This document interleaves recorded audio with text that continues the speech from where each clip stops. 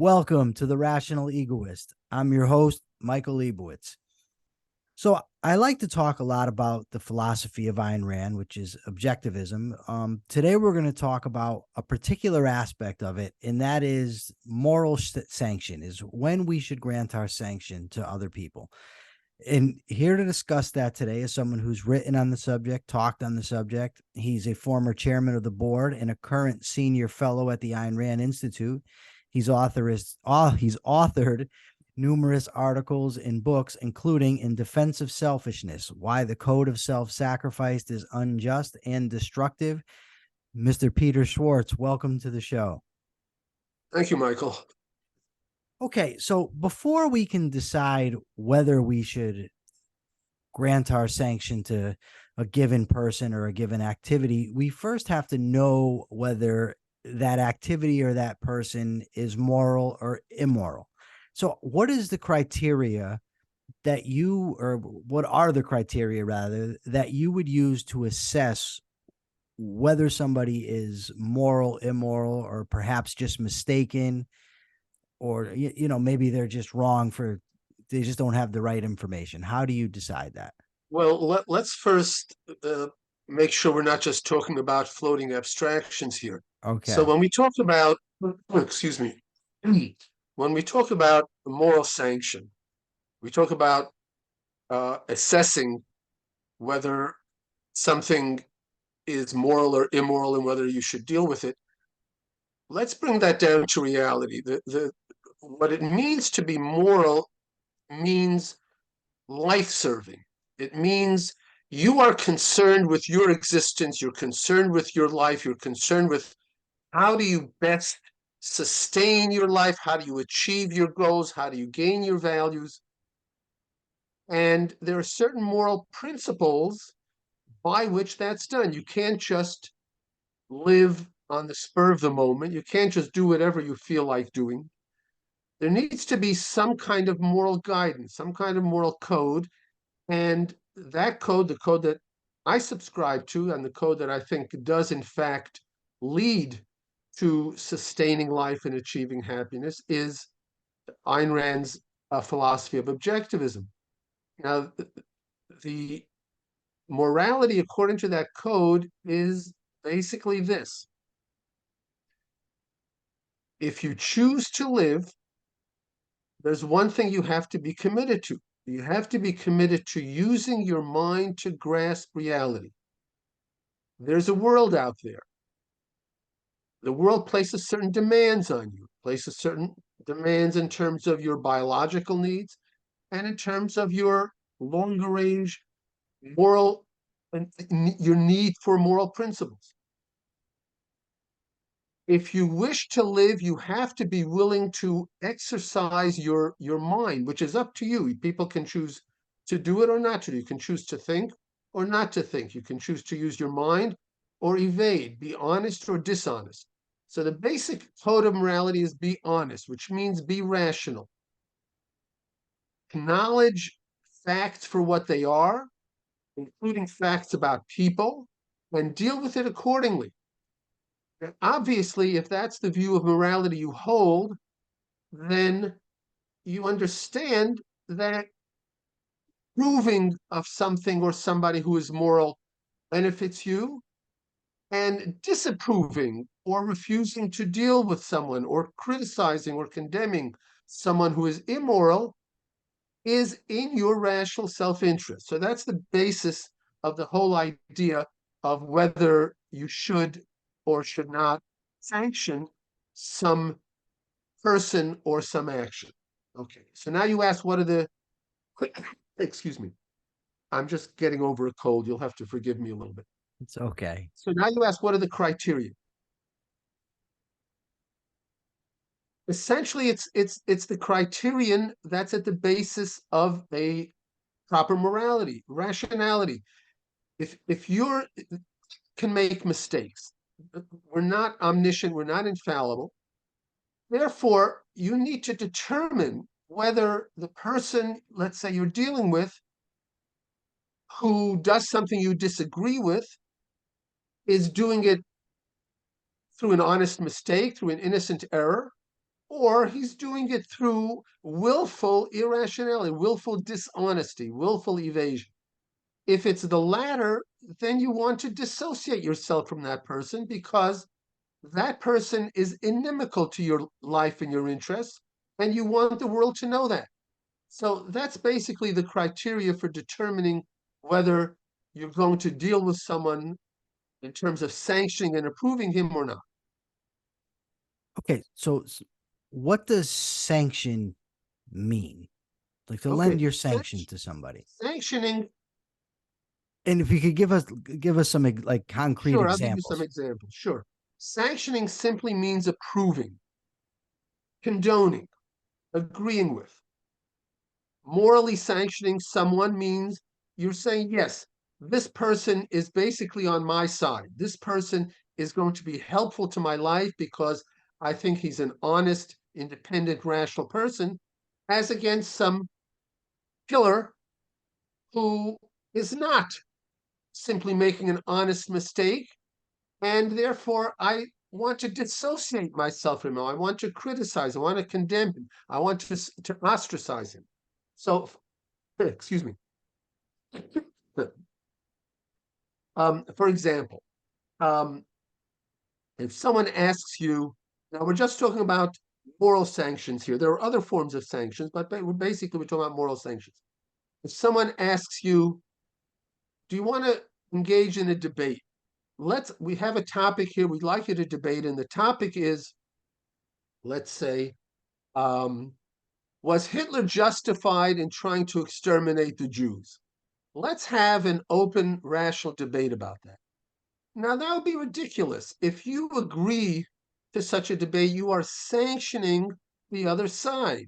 You're conceding the fact, you're conceding the premise that there may indeed be something reasonable about wanting to exterminate all the Jews. And we'll debate the pros and cons, and we'll have a lively exchange of arguments, and may the better man win. Now that is sanctioning evil. It's sanctioning something that is clearly counter to your own interests, and you don't want to grant any moral respectability to a position or a person who is blatantly irrational. I'll give you another example. Some years ago, around 1990, I think it was, Iran, which is a totalitarian country, it's a theocratic state. It permits virtually no dissent. It executes people who they call heretics, people who question the validity of Islam and so forth. So here you've got this country, and they decided, strangely enough, to hold a book fair, which is an exhibit where publishers come and they show their books, and there's a free exchange of ideas. Now, what could be more bizarre, more contradictory than to hold that kind of intellectual exchange, a book fair, in a country that bans and that censors ideas that are not consistent with Islam? Yet, there were Western publishers who willingly participated in this book fair. They went there, they displayed their books, they talked with the people in Iran, they spoke about exchanging their products and so forth. That again, this is a country, remember, which had put out a bounty on the assassination of Salman Rushdie because he published the Satanic Verses, which was blasphemy, and the Ayatollah then of Iran declared he must be killed. We can't allow a book that criticizes or ridicules Islam and Muhammad. We can't allow such a thing to exist. And people were murdered on the basis of this edict, this fatwa. Bookstores in the West were firebombed, people were injured. Yet you have Western publishers willingly participating in a book fair with Iran. That is a moral sanction. That is a clear example of sanctioning evil, and it's clear why it's self-destructive. Okay, there's so much I want to ask you about. Okay, but first, so an act is ethical in my view, and I think to yours, to the degree that it promotes my life. Now, I mean, it's not ethical for you to act to promote my life. I mean, if I'm gauging from my first person perspective, I need to look as what is going to rationally promote my life over the long term, right? So on this podcast that I host, it does that in my view in two ways. One, I get to promote the type of philosophy and the type of political views that I support, because I think that by promoting that, if I can further those issues, it creates a better world for me to live in. Sure. Secondly, it also hopefully will end up being a source of income for me where I can maintain myself, and also I enjoy it. Now, I'll have people on the show, and I have had people on the show that disagree with me vehemently. I have them on to debate with them because I'm very, very confident in my ability to, in the correctness of my views, that I can win those debates. So if somebody is watching that is on the fence or doesn't know a lot about the issues, they can see in real time the differences, and I believe would be convinced, if assuming that the person is thinking rationally, that my position is the correct one. Would you say that case, if I'm debating somebody, would be to sanction evil? Now, I would not have on someone, let me just be clear, that would say something as ridiculous as, Hitler was right to kill the Jews. I have had on people that claim to be, say, democratic socialists. Now, the problem is that there's degrees of evil. I mean, there's mixed cases of people. So, at what point does it become the sanctioning of evil and cross over from actually benefiting me? Because the whole purpose of ethics is for me to be happy and to live a prosperous life. Sure. The question you have to answer is there some possible honest basis for people believing in this view? So you say you wouldn't have somebody on your show who wants to defend Hitler.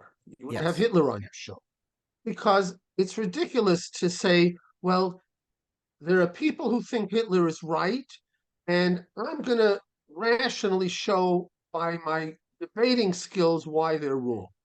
That there is no rational basis. There are certain things which are simply almost self-evidently crazy and irrational, and to even grant it moral respectability is to undercut your own values.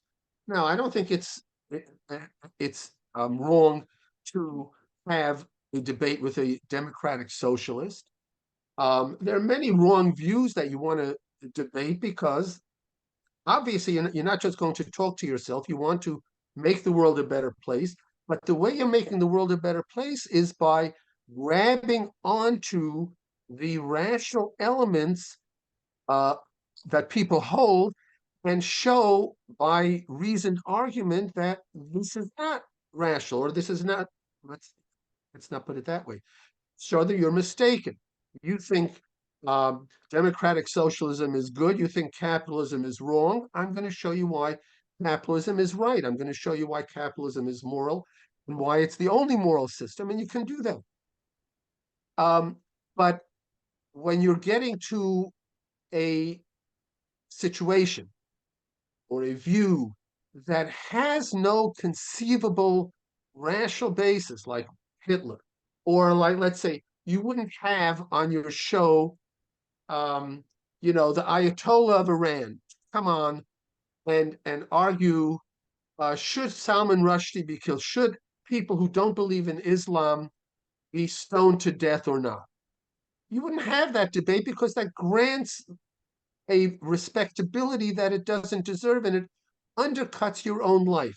So the criterion is simply, is there some conceivable validity? Is there some honest error that is going on here that you can then show? And um, they're open to it, or at least their followers are open to it, and you'd serve the purpose then of actually reaching rational minds. I think that you have just clarified something for me that I've been confused about for a very long time, and I want to just make sure that I'm clarified on it.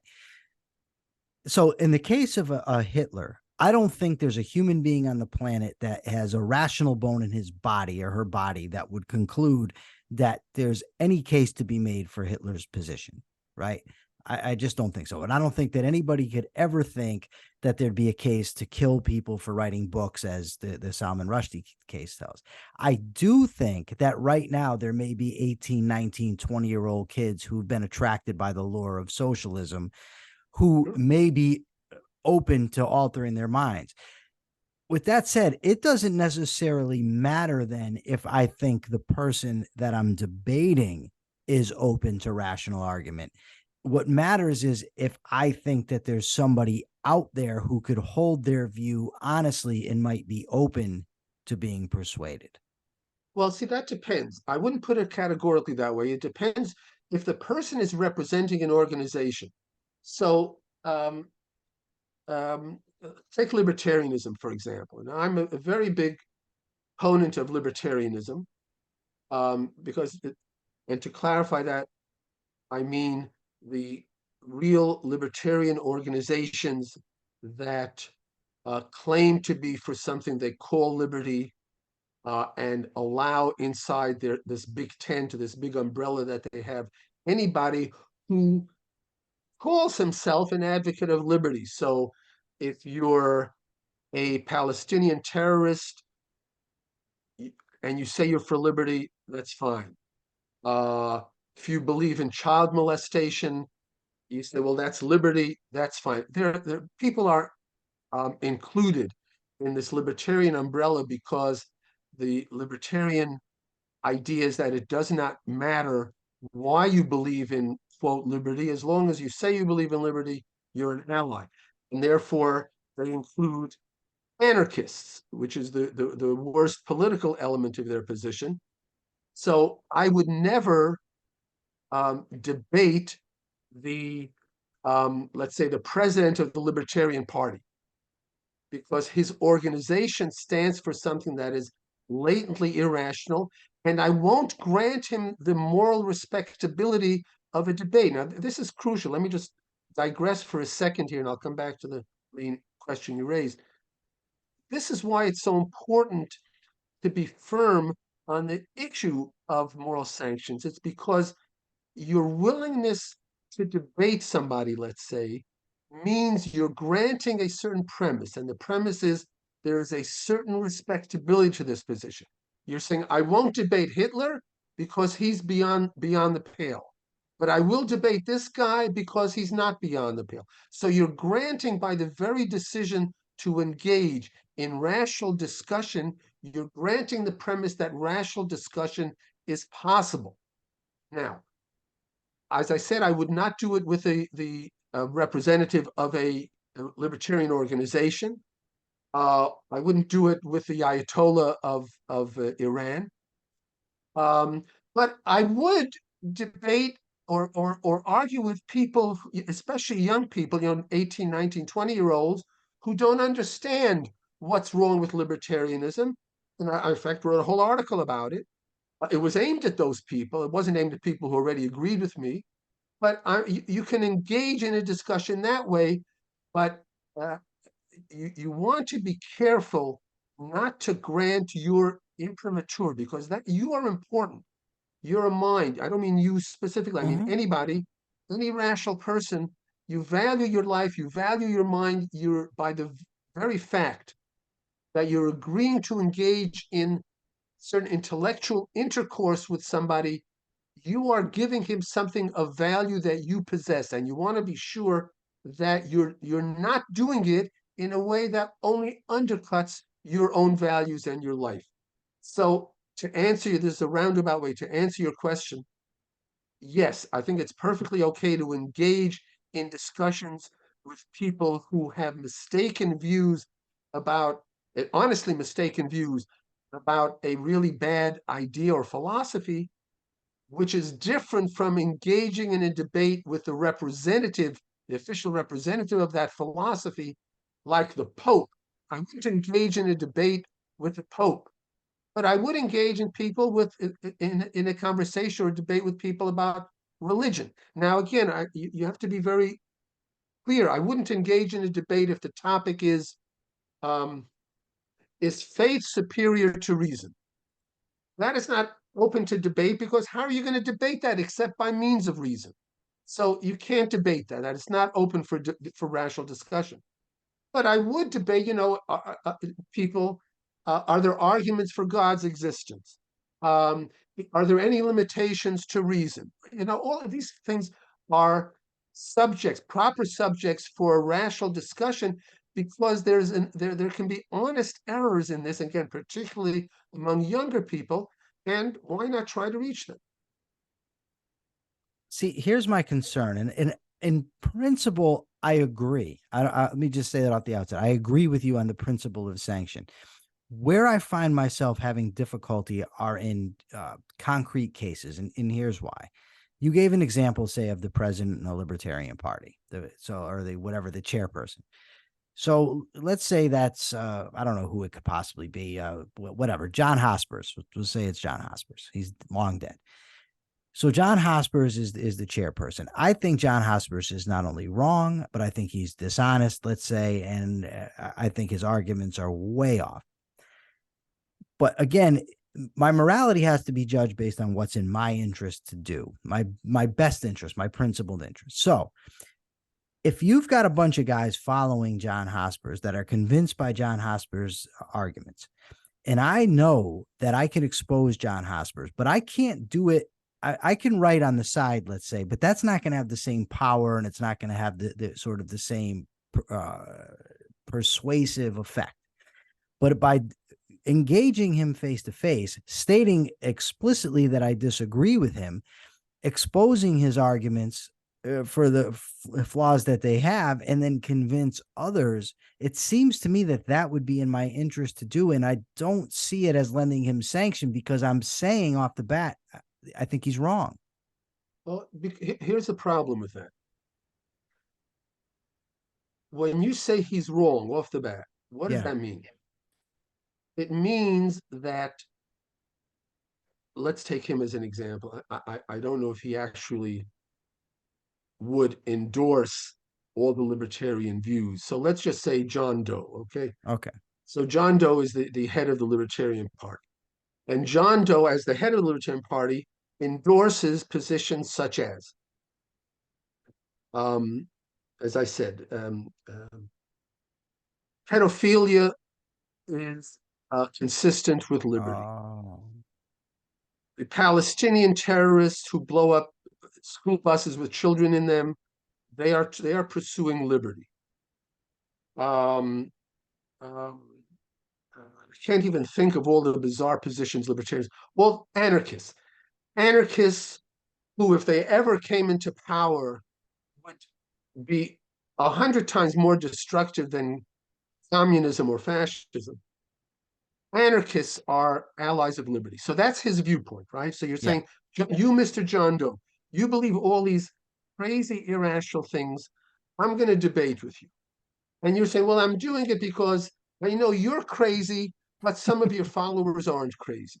Yes. Now, the point is that if somebody is so irrational, particularly with talking about an organization, your position is not just that they're wrong, but that they shouldn't be sanctioned, that they shouldn't, you should not help them in pretending that they do have some element of rationality. Now, how do you convey that view? How do you convey to the public the view that one should not help them pretend that they have some scintilla of rationality in their position? By treating them as completely irrational, by ostracizing them, by saying, I will have nothing to do with you, just as I will have nothing to do with Hitler.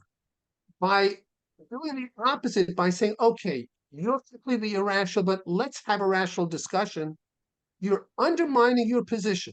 Now, I understand what you're saying. You want to reach his followers who are just maybe honestly mistaken, but there are other ways of reaching them. There are other ways of reaching them without contradicting your view that this type of person should be ostracized, not engaged in intellectual intercourse with. Okay. So my next question about this is, how do I put this? How does it harm me or you or anybody to do such a thing? What would be the negative impact on my life? So I understand. Okay. So if I debate this guy, I still don't see it as sanction, but I get you. I get your point. So how would it harm me to do so? And by Okay. me, I mean harm the things I believe in, harm my philosophy, not just, me in the short term. I'm taking Okay. the long range view. So, what would you say if I asked you about one of the examples? Okay, let's say you're a book publisher and the Yeah. Ayatollah of Iran invites you to come to their book fair in Tehran and display your books. How does that harm you if you do it?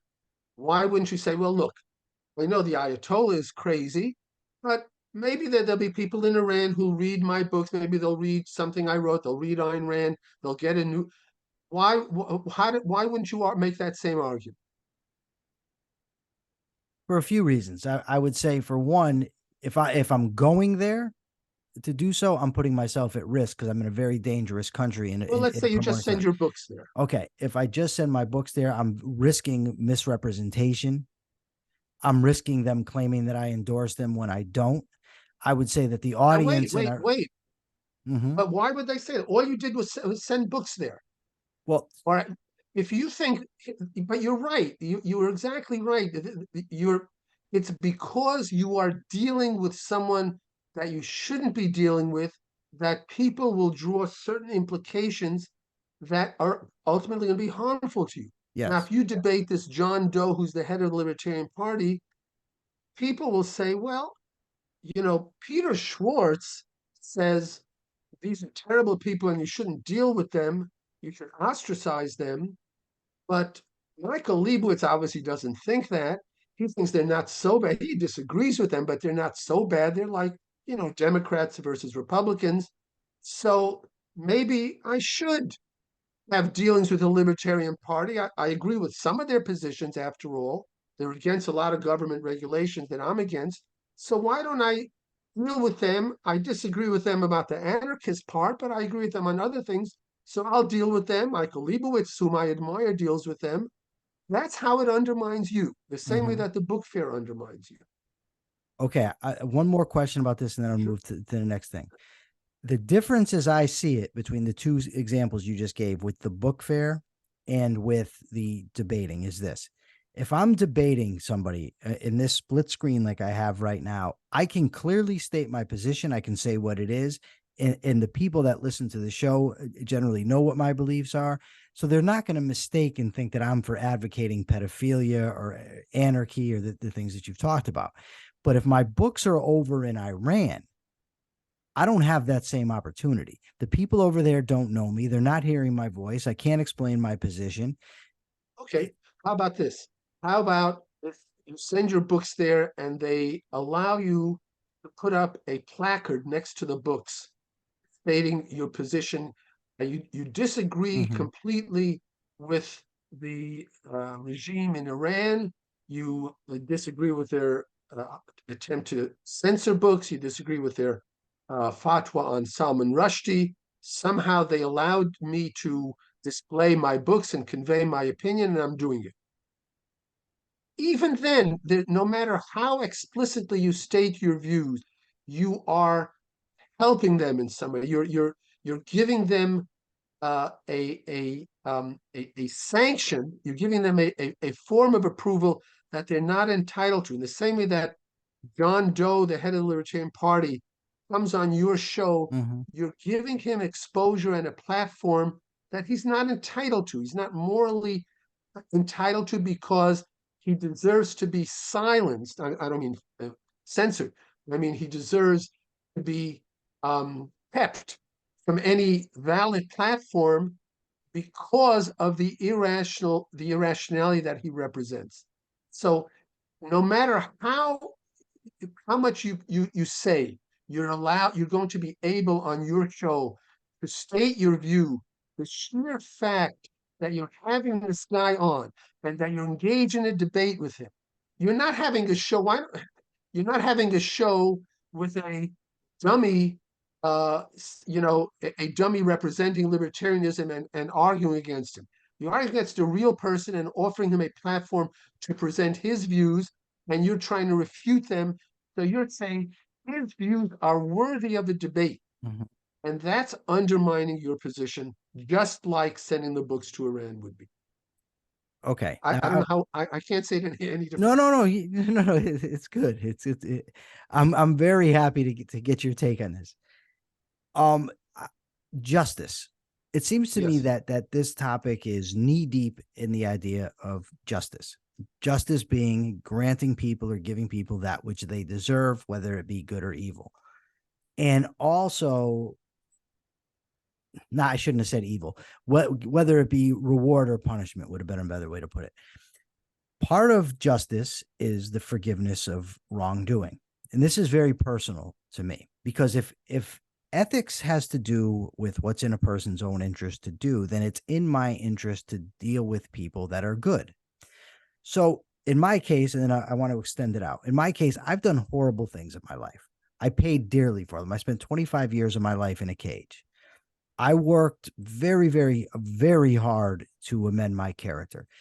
I know now that somebody dealing with me is going to get a bonus, not a bonus, a benefit for dealing with me. It's in a person's interest to deal with me, because now I'm honest, I'm just, I'm rational, I'm straightforward, right? If I disagree, I don't pretend agreement when I don't.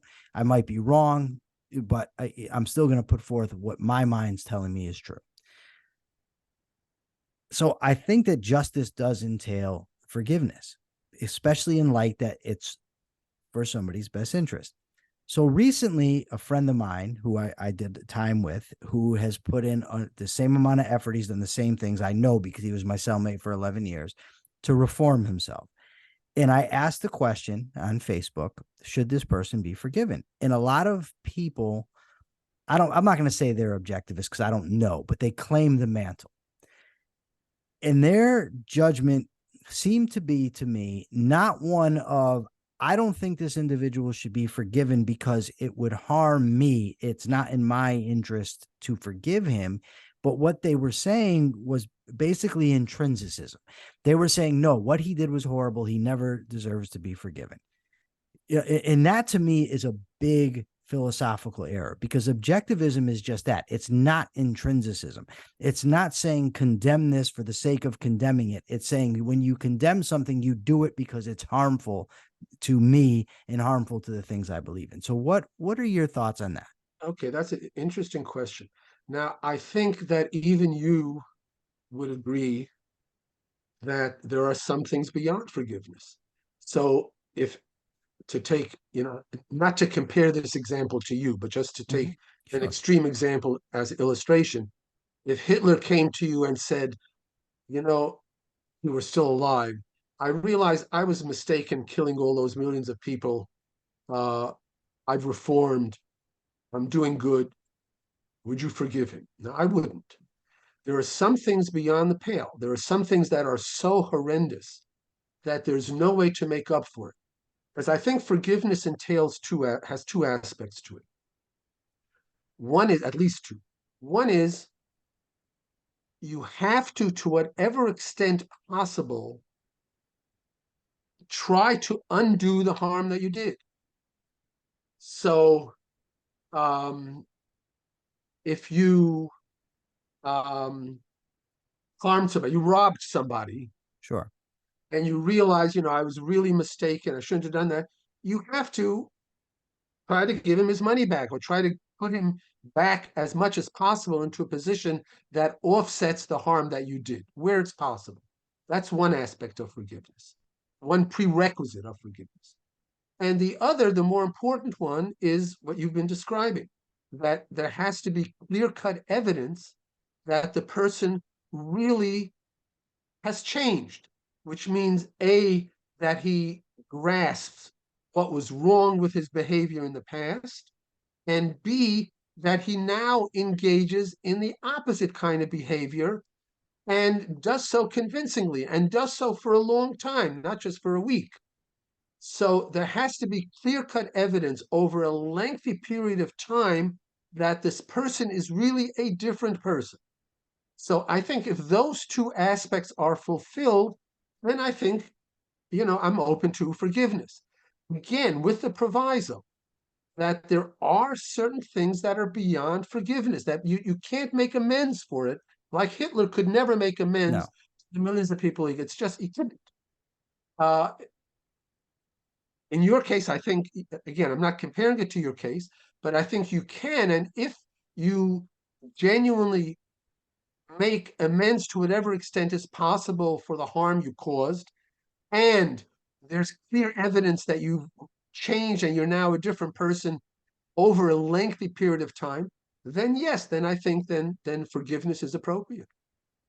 I agree with everything you just said. And in the case of Hitler or somebody like that, I mean, it's an extreme example, but because it illustrates the point perfectly. The reason I don't forgive Hitler, no matter what he does, is because I don't want to send anybody the message, not a single person out there, that no matter what you do, I'll welcome you back at some point.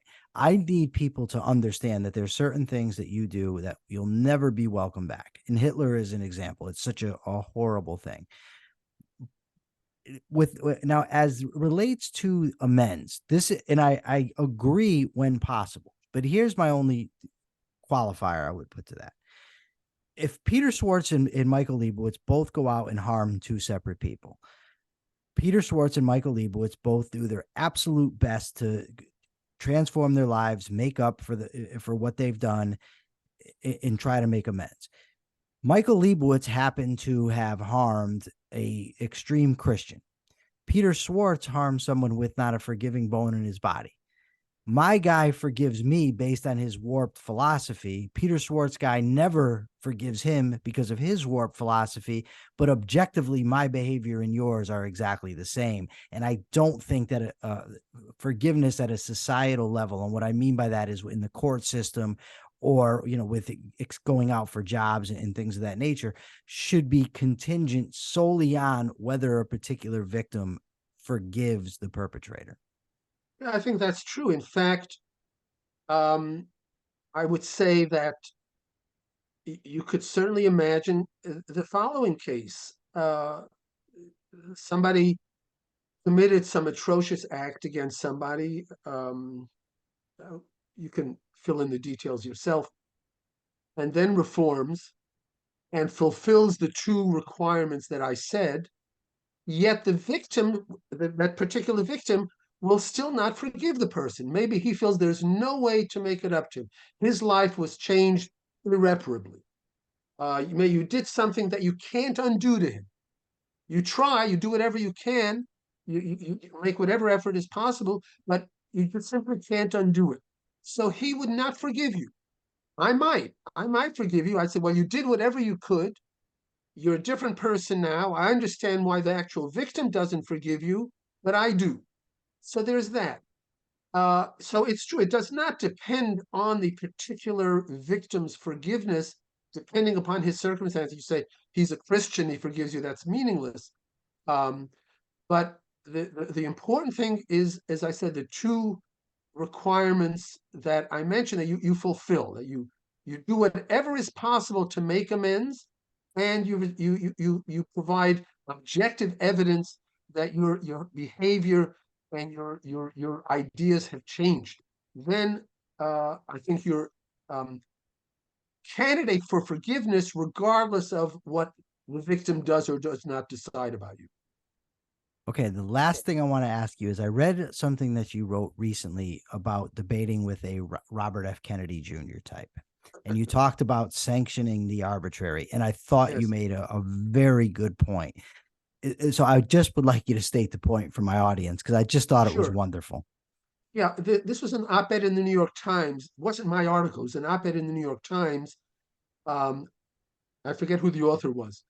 And it was discussing this author's dealings with Robert F. Kennedy Jr.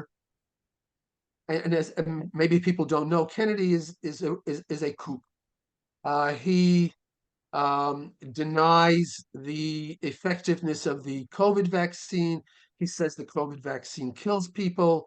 He says cell phones cause cancer, Wi-Fi causes all kinds of bizarre beliefs that are essentially arbitrary. In other words, there's no way for you to disprove my assertion that this person got cancer because he used a cell phone. I can offer you all the scientific evidence, and you'd say, well, that doesn't cover this case. This guy, you know, had a particularly strong exposure to the radio waves from Wi-Fi because he was in a certain location in northern New Jersey, which hasn't been tested by scientists, and they don't. So, in other words, any arbitrary means that any evidence you provide to somebody to refute a position is dismissed without any basis for refutation. Just saying, well, you haven't, you give me scientific evidence that cell phones are perfectly safe, but you never did a study in this particular northeast corner of New Jersey. And then if you do the study in northeast New Jersey, he says, well, you did it during the summer. It's different during the winter, and so on. So these are arbitrary assertions which can't be refuted. And the arbitrary, as a philosophic principle, somebody who just makes an assertion without valid evidence, just says, I dreamt last night that the stock market is going to crash. You ought to sell your stocks. That's an arbitrary assertion. There's no point in trying to refute that. And if you do, here's the point to that, the reason you raise this. If you do try to engage him in a discussion, you are only sanctioning his arbitrariness. You're sanctioning this something that epistemologically deserves to be ignored, not to be argued with. In the same way that a Hitler deserves to be ignored, or the Ayatollah in Iran deserves to be shunned and ostracized.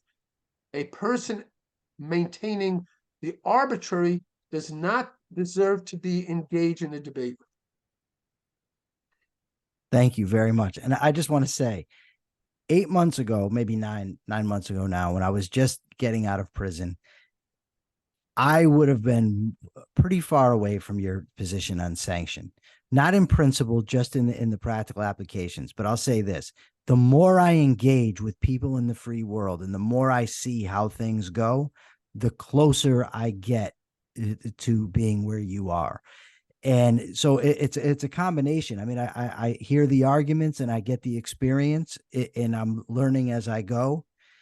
And well, sometimes on Facebook, or when I was first on there, people would jump all over me and say, with stuff like, and I'm just like, listen, I'm just getting out here. You know what I mean? You have to give me some time to learn for myself. I can't just take somebody's assertion.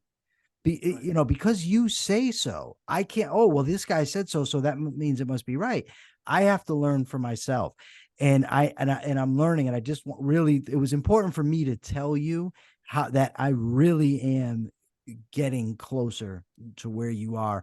And I appreciate you coming on here and explaining your point of view to me. It means a tremendous amount to me.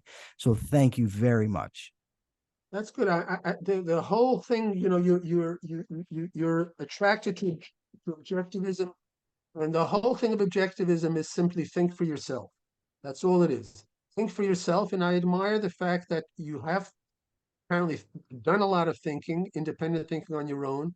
You've changed your course of life, so I respect you for that, and my best wishes to you. Thank you so much. Now, is there anywhere that people can find you? Do you have a blog, a website, anything of that nature? I have a website which has well, there's two places. I have a website which lists all of my writings and lectures and so forth. It's peterschwartz.com, peterschwartz.com. They can go to the website and get a listing of all the material. And the book that I've recently written, you named it In Defense of Selfishness. It's been reprinted under a different title. It's now called The Tyranny of Need. Oh, okay. And that's also available at Amazon and everywhere else, so they can, and particularly if they want to understand this issue of sanction as it applies to foreign policy, in other words, how America should deal with other countries, they can read the last two chapters in that book, the new book, not the old book, the Tyranny of Need book, and see how it would apply. Thank you very much for being here. For now, this is the Rational Egoist signing out. I'm Michael Leibowitz. Remember, like, share, comment, subscribe. Take care.